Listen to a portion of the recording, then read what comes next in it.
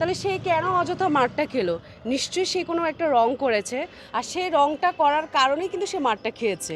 আর দেখুন, একটা বয়স্ক মানুষ, সে আমার বাবার মতো বয়সী। বাবা কি, আমার বাবা এখনো বয়স হয়নি বাই দ্য ওয়ে। মানে সে আমার দাদুর মতো বয়সী লোক। যেটাই হোক। মানে একজন বয়স্ক মানুষ কি, তাকে সম্মান করা উচিত, তাই নয়? সেটা নয় কি? মেয়েকে যদি একটা বাজে নোংরা কথা বলে, তখন যার মধ্যে নীতি আছে, বিবেক আছে, আমার পাশে একজন মানুষ, সে তো অবশ্যই সেটা নিয়ে প্রতিবাদ করবে যে না, কে আপনি কেন এই মেয়েকে এই কথা বললেন? আপনাকে তো সে এই কথা বলেনি, আপনাকে তো কিছুই বলেনি, আপনি কেন তাকে এই কথা বললেন? সে মার খেয়েছে, মার আমাকে দিয়েছে, দেন মার খেয়েছে। মানে আমি তাকে তো মার এমনি এমনিতে দিই নাই।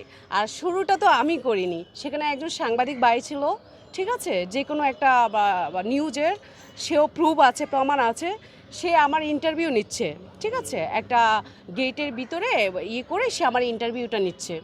তখন সে আমাকে ধর্মীয় একটা প্রশ্ন করেছে। তো সে প্রশ্নের জবাবে আমি বলছি, প্রত্যেকটা মানুষ কেন হচ্ছে সব কিছুর মধ্যে হচ্ছে ধর্ম ঢুকিয়ে দেয়?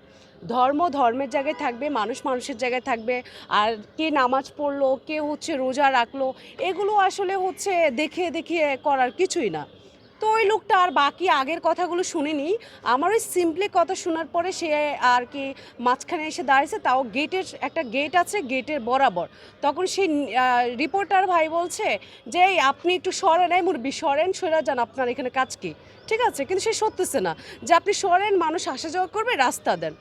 এতেও কিন্তু সে একটু টেম্পার হয়ে গেছে, কারণ তার ইগুতে লেগেছে বাই দ্য ওয়ে।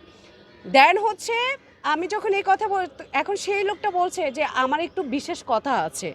তো কি কথা বলে, আপনার কথা শোনার দরকার নেই, আমরা হচ্ছে ওনার, মানে আমার নিউজ নিচ্ছে, তার কথা শোনার সময় নাই, আপনি প্লিজ আপনি চলে যান, এই কথাটা বলছে। যখন এই কথাটা বলছে, উনি যায়নি, উনি বলছেন না আমি একটু কথা বলবো। তখন আমার পাশে আরেকটা ভাই ছিল, সেও অবধি তাকে নিয়ে হচ্ছে অনেক রকমের অনেক কথাবার্তা বলছে যে আপনি চলে যান, একটা মেয়ে মানুষ সেখানে তার ইন্টারভিউ নিচ্ছে, সেখানে আপনার তো কোনো কথা বলার দরকার নেই। তখন বলে একটু কথা বলবো, তখন আমি কিন্তু ওই বৃদ্ধকে স্বাগতম জানালাম।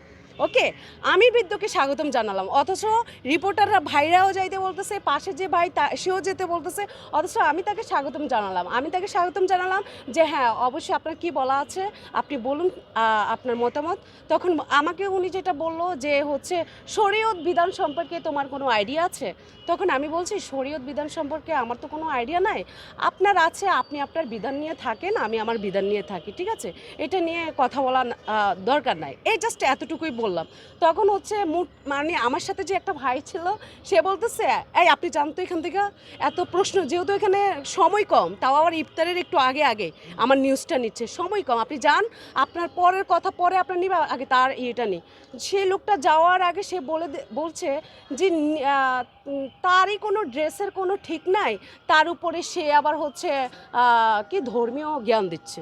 দেখুন, অথচ ধর্মীয় কথা কিভাবে হয়েছে না হয়েছে সে কিন্তু আগে কিছুই বুঝে নাই।